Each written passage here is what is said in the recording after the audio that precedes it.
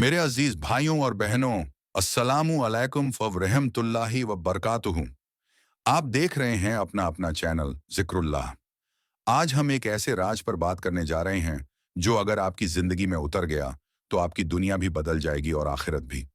कभी आपने सोचा है कि हम दिन रात दुआएं करते हैं, कभी आंसू बहाते हैं, कभी सजदों में गिर जाते हैं, लेकिन फिर भी दिल में सवाल उठता है, या अल्लाह, मेरी दुआएं क्यों कबूल नहीं होती?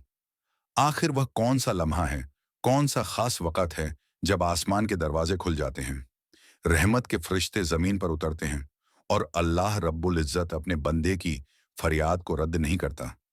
भाइयों और बहनों, ये सवाल मामूली नहीं है। दरअसल यही हमारी जिंदगी का सबसे बड़ा मसला है, क्योंकि दुआ ही तो है जो मायूसी को उम्मीद में बदल देती है, अंधेरों को रोशनी में बदल देती है, दिल की घुटन को सुकून में बदल देती है, और दुआ ही तो है जो गुनहगार को अल्लाह के करीब ले आती है। लेकिन अफसोस की बात यह है कि ज्यादातर लोग दुआ करते हैं, मगर कबूलियत के वह खास वक्त पहचानते ही नहीं। और यही वजह है कि उनकी सारी दुआएं सिर्फ एक रस्म बनकर रह जाती हैं, जबकि अल्लाह ने कुरान में फरमा दिया, उदूनी अस्तजिब लकुम, मुझे पुकारो, मैं तुम्हारी दुआ कबूल करूंगा। मेरे प्यारे भाइयों, कभी आपने रात की तन्हाई में, जब सब लोग सो रहे हों, बिस्तर पर लेटे लेटे अपने दिल को टटोला है? कभी सुबह ए सहर के वक्त, जब परिंदे अल्लाह की तस्बीह कर रहे हों, अपने हाथ उठाकर मांगा है? कभी जुमा के दिन अस्र के बाद वह लम्हा तलाश किया है जब अल्लाह ताला किसी बंदे की दुआ को रद्द नहीं करता?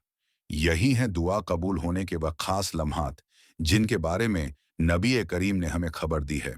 पहला खास वक़्त, रात का आखिरी पहर।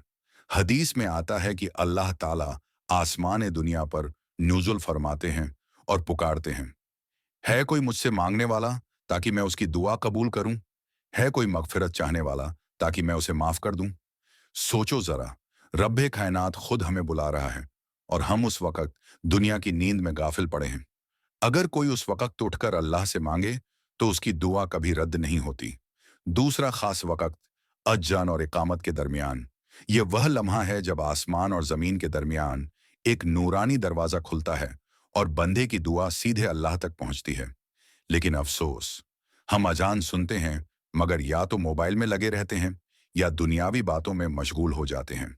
जबकि अगर उसी वक़्त हम हाथ उठा लें और अपने रब से मांगें तो यकीन करो कि अल्लाह ज़रूर कबूल करता है।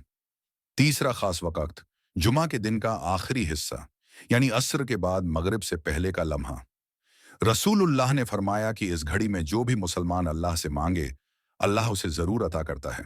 भाइयों, सोचो तो सही, ये वक्त हर हफ्ते आता है, लेकिन हम इसे गंवा देते हैं। अगर हम उस वक्त दिल से अल्लाह को पुकारें, आंखों में आंसू हों, तो रब अपनी शान के मुताबिक हमें नवाज देता है। मेरे अजीजों, दुआ के कबूल होने के ये लम्हात ऐसे हैं जैसे खजाने के दरवाजे, लेकिन उन दरवाजों पर दस्तक देना हमारा काम है। अल्लाह खुद कहता है, वाइजा साल का इबादी अन्नी फिन्नी करीब उजीबू दवतद दाई इजादान। जब मेरे बंदे मेरे बारे में तुझसे पूछें तो बता दे कि मैं करीब हूं, मैं पुकारने वाले की दुआ कबूल करता हूं। लेकिन क्या हम वाकई इस यकीन के साथ मांगते हैं, या फिर हमारी दुआएं सिर्फ जुबान के अल्फाज बनकर रह जाती हैं? भाइयों और बहनों, याद रखो, दुआ का असल राज वक्त के साथ साथ दिल की कैफियत में भी है। अगर दिल टूटा हुआ है, आंखों में आंसू हैं और जुबान पर सिर्फ अल्लाह का नाम है, तो वही लम्हा कबूलियत का लम्हा बन जाता है। और जो अपने रब से मांगता है, रब उसे कभी खाली हाथ नहीं लौटाता।